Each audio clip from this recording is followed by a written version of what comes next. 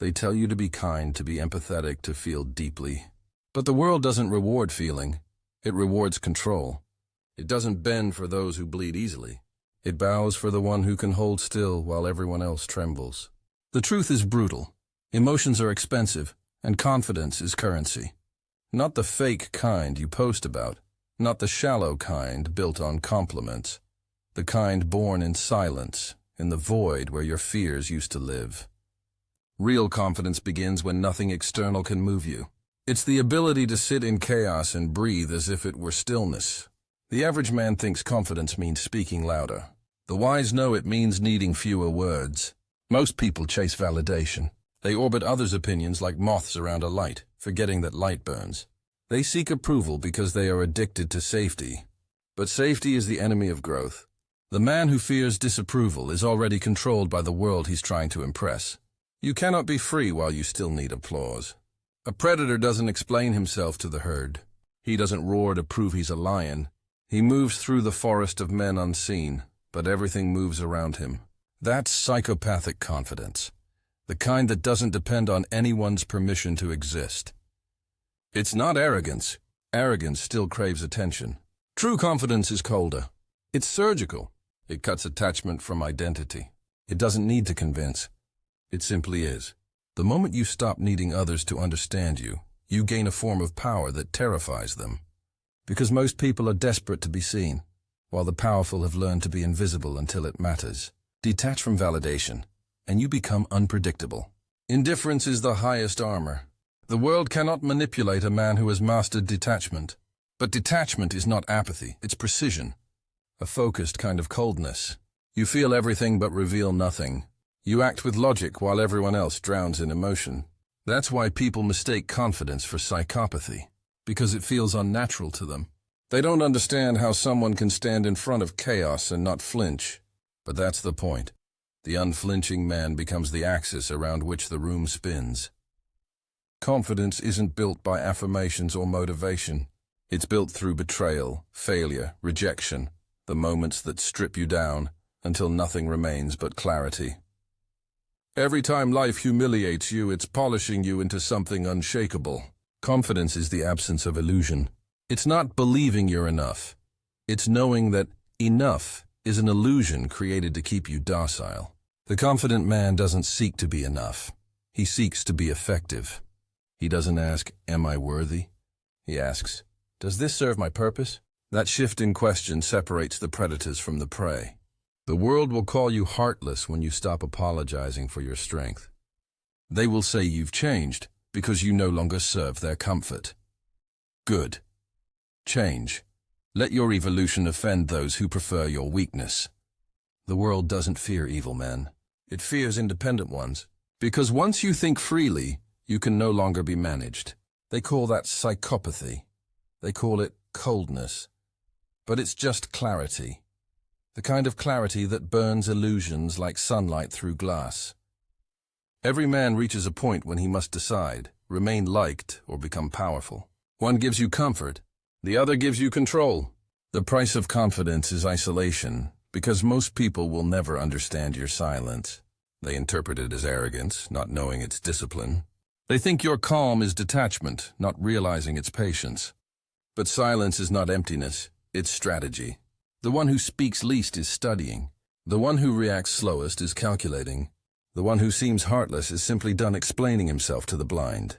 Look at the world. People wear their emotions like open wounds.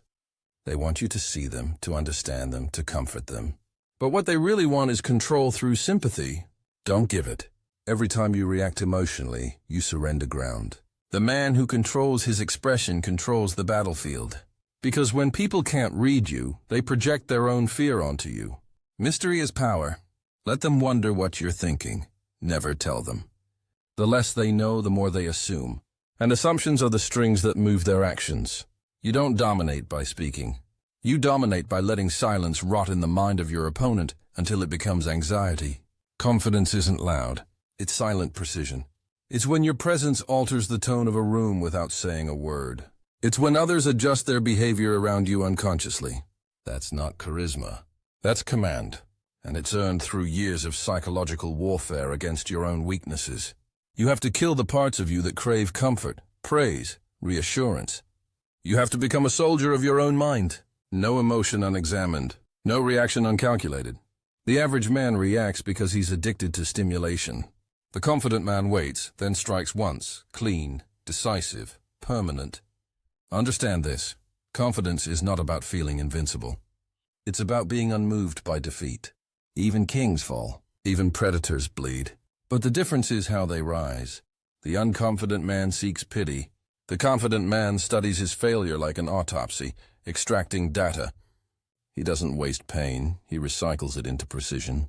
Pain, rejection, humiliation, these are your true teachers. They burn away your illusions, leaving behind only the part of you that cannot die. That part, the quiet, observing core, is where confidence lives. Detach from outcome and you become unstoppable. Because the man who doesn't need victory cannot be threatened with defeat. He fights differently. He negotiates differently. He walks into rooms with a kind of serene dominance that others can't explain but feel. That is psychopathic confidence, the fusion of calm and danger. A quiet that carries weight. You don't have to prove your strength. Your presence becomes proof. Most people think confidence means having control over others. Wrong. It means control over yourself while everyone else loses theirs. When you master that, influence becomes natural. Power isn't taken. It's attracted. You draw it in by stability, by being the one who never crumbles. People follow certainty, not volume, and the world is starving for certainty. That's why they'll follow you, even if they fear you. Confidence without restraint becomes arrogance. Confidence with discipline becomes influence. Remember that balance.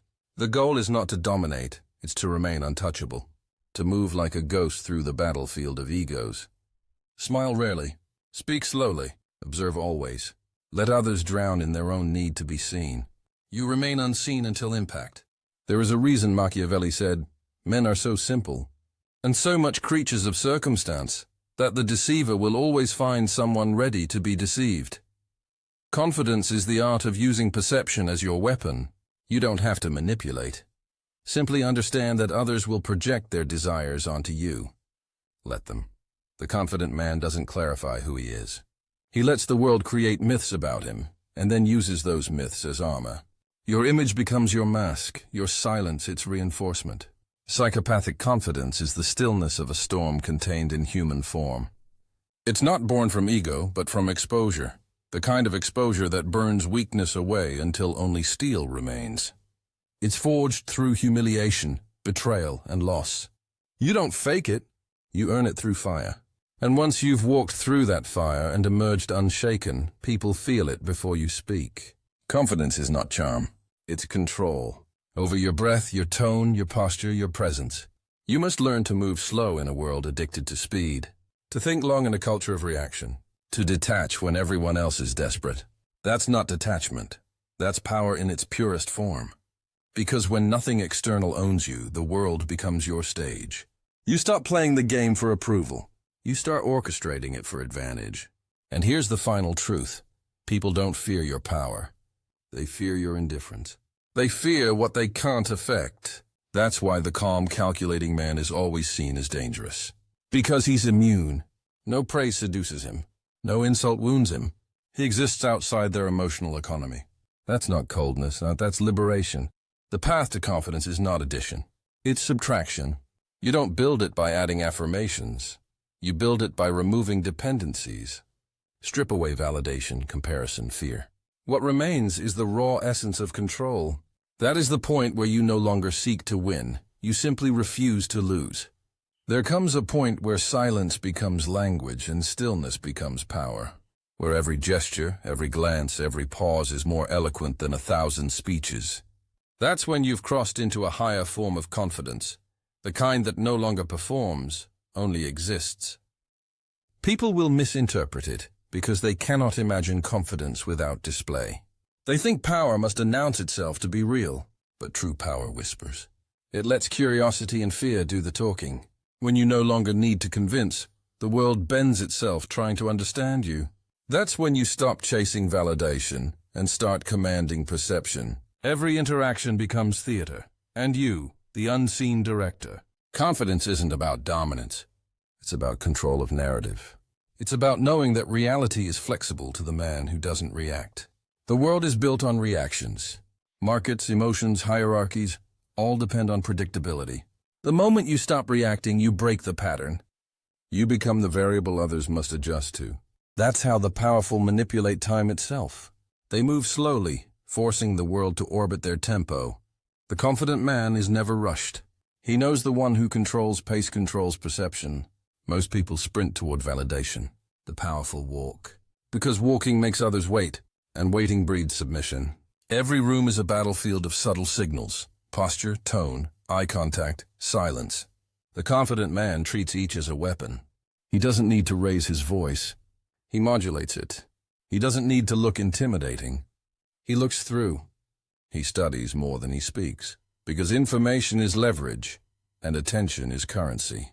The man who listens controls what others reveal. And in that control lies domination. Not through aggression, but through awareness. Confidence is simply the art of being more aware than emotional. The emotional man spills his strategy in his tone, his face, his pace. The confident one reveals nothing. His mind is a locked chamber. His presence alone becomes unsettling because people sense his stillness and project meaning onto it. That projection becomes his mask. And every mask is a mirror that exposes the insecurity of whoever looks into it. Confidence is not the absence of fear. It's the mastery of it. It's when fear becomes signal, not command. Most people obey fear. They disguise it under humility, under logic, under excuses. The confident man faces it and converts it. He turns fear into focus, pain into preparation, uncertainty into advantage. The weak react to fear. The strong refine it into awareness. Because fear sharpens the senses, if you learn to sit with it. That's why discomfort is a training ground. If you cannot sit in uncertainty, you'll never control anything. The most dangerous men in history weren't fearless. They were calm in fear. That calmness is mistaken for psychopathy. It isn't, it's adaptation. The organism that survives is not the one that feels less. It's the one that regulates better. Confidence is emotional regulation weaponized. Understand this. Confidence has nothing to do with external status. Power, money, aesthetics. These are amplifiers, not origins. The root of confidence lies in the relationship you have with control. The weak man seeks control over others. The wise man seeks control over himself, because self-control is the foundation from which every external form of power grows. Without it, success becomes instability. The narcissist builds confidence on illusion. The strategist builds it on structure. That's why the narcissist always breaks under truth, and the strategist thrives in it. Confidence born from structure is immune to collapse, because it's not dependent on environment. It's self-contained. Detach from outcomes, and you shift from performer to observer. Observers hold the real advantage. They see without being seen. In power games, visibility is vulnerability. The loudest one is always the easiest to aim at. The quiet one, the one you can't read, that's the threat. Because silence forces imagination. People will fill the void of your quiet with their fears. They'll project ambition, cruelty, mystery. Let them. Their imagination becomes your camouflage. They fight ghosts while you move in daylight. That's what confidence really is. The psychological ability to weaponize perception without lifting a finger. But to reach that point, you must first die in small ways. Every attachment must be burned. The version of you that needed to be liked, that sought permission, that craved safety, that version must be executed. Confidence is not found. It's born from the ashes of dependence. You have to watch yourself crumble and rebuild without witnesses. Only then can you walk through chaos without trembling. The man who's already lost everything cannot be intimidated. That's why destruction is often the beginning of real power. The ruins of comfort become the ground where dominance grows. When you stop fearing loss, you start owning risk. And risk is where every empire begins. Confidence, when refined, becomes elegance. A kind of grace under pressure. It's when the battlefield feels like art and chaos feels like choreography. Because you've mastered response. That's why ancient rulers studied philosophy, not just war. They understood that true confidence is strategic serenity. When you can remain composed under pressure, you manipulate perception effortlessly. Everyone else is ruled by adrenaline. You are ruled by design. That's what separates the strong from the supreme: composure. People call that composure psychopathic because they can't imagine detachment without cruelty. But it's not cruelty, it's capacity. You're capable of feeling everything but controlled enough to feel nothing when it doesn't serve. That's emotional alchemy. And once you reach it, you're no longer at the mercy of the world's noise. You choose when to feel. You choose when to act. You choose when to reveal. Control of choice. That's the final form of confidence. The confident man plays a longer game. He doesn't seek to win arguments.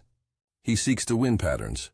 He studies what triggers others and uses it to forecast behavior. Every outburst reveals programming. Every reaction exposes need. That's why patience is power, because time reveals everyone's code. The longer you can remain unshaken, the more truth you extract from others. And once you know someone's truth, they no longer have freedom around you. That's psychological dominance, the art of knowing more while appearing to care less. The ultimate proof of confidence is restraint. Not what you say, but what you could say and don't. Not what you do, but what you could destroy and choose not to. The ability to hold back reveals mastery, because power is never about motion. It's about potential. The coiled serpent is more feared than the one that strikes.